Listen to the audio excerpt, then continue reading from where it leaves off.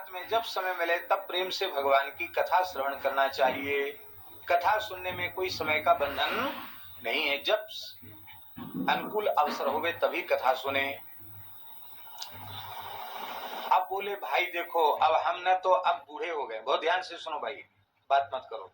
अब तो हम बहुत बूढ़े हो गए, अब हमसे कुछ नहीं होता है, न तो भगवान की सेवा बनती है, न गौ सेवा, न संत सेवा, न गुरु सेवा, कुछ नहीं बनती है हमसे। कथा भी रोज रोज सुनने का अवसर मिलता नहीं है।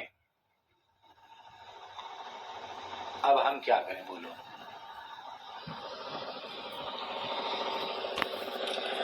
स्वामी जी बोले तत्राप्य शक्तास्तु कुटीर मात्रम विधाय कुर्यस्त्वथ राघवाद्रऊ।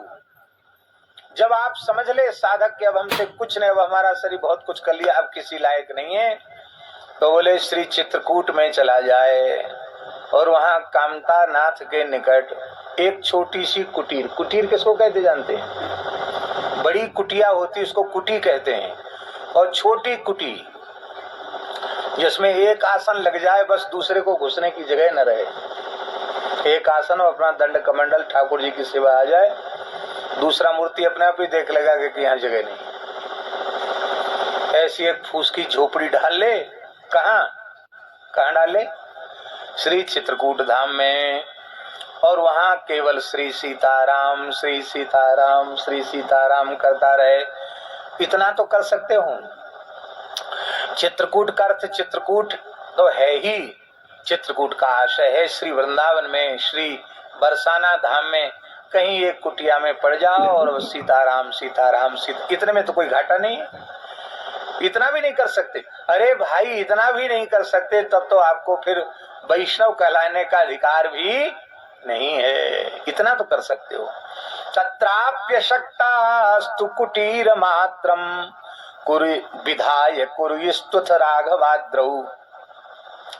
बोले क्या करें महाराज, हम तो चित्रकूट तो नहीं रह सकते, हमारी परिस्थिति ऐसी, हम चित्रकूट तो नहीं रह सकते। अब देखो ब्रजवासी आए हमारे गिरिराज जी के, और दर्शन के बोले हम गिरिराज जी जा रहे हैं, उनकी ये सब गिरिराज जी हैं, पर भैया ब्रज के जीवों का मन तो ब्रज में ही लगेगा। अभी आए ना ब्रजवासी ब्राह्मण, बाबा डंडो तो चल दिए। कहाँ जा रहे? बोले बस आएगे दर्शन, आपके दर्शन करवे के ताई आए, दर्शन है गए, अब चले गिरिराज जी, गंगोत्री जमुनोत्री आए।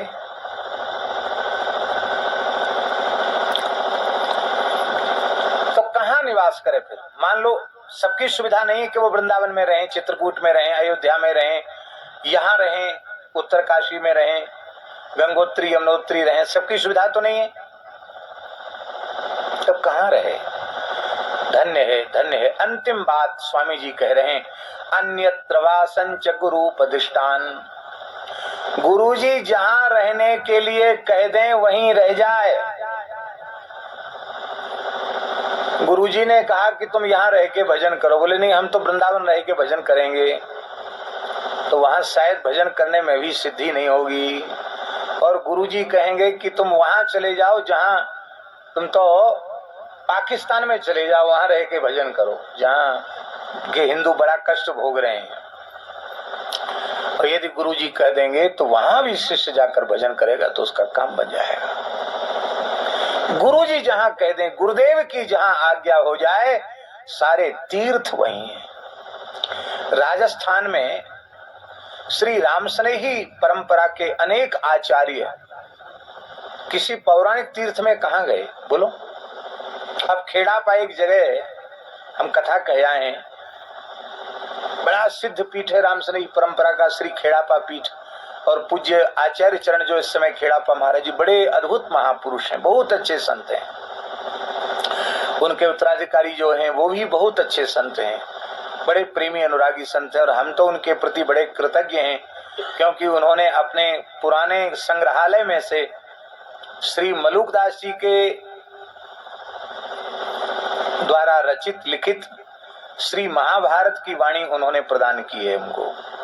अब उसको अभी प्रकाशन में नहीं आई है वो, लेकिन मलुकदास जी ने भी महाभारत लिखी, इतना मोटा ग्रंथ है, उसकी प्राचीन पांडुलिपि उन्होंने हमको कृपा पूर्वक प्रदान की है। अब देखो खेड़ापा एक गांव है, लेकिन श्री राम नाम जब गुरु महाराज ने आज्ञा दे दी, वहीं बैठ के राम नाम का जप करने लगे। आज खेड़ापा महान तीर्थ हो गया। ये खेड़ापा का तो हम नाम ले रहे हैं, कहीं भी गुरु महाराज जहां आज्ञा दे